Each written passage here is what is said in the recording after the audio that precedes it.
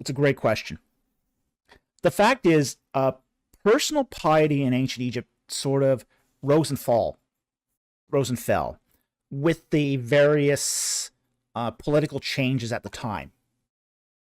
We actually see the first personal piety movement happen during the first intermediate period during Egypt's civil war.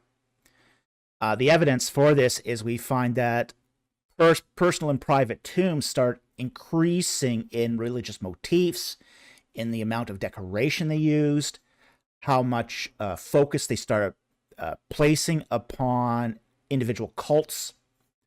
And we see that upswing in personal piety at, as I said, at the in the first intermediate period, and that's the period between the Old Kingdom, that's the Pyramid Age, and the Middle Kingdom. We don't see another sort of upswing in personal piety until Dynasty 12 during, say, the Middle Kingdom, the later Middle Kingdom, particularly towards the cult of Osiris. The kings of Egypt were very devout and even almost evangelical towards the Osiris cult. And they were the ones that were primarily responsible for the Osiris cult's spread across Egypt. Before Dynasty 12, the Osiris cult was really very localized into the Abydos area.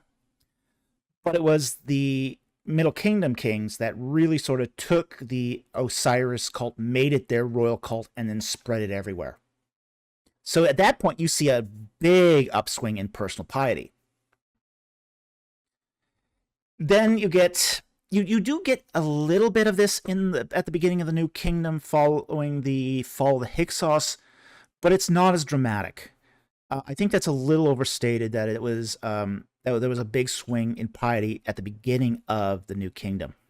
At the beginning of the New Kingdom, you see more tombs having, say, nature motifs, scenes of life, slices of life kind of motifs, that sort of thing. It's really not until after the fall or after the decline and abandonment of Amarna, that's basically after the Amarna period, that's the period of King Akhenaten, that you start seeing personal piety swing up again.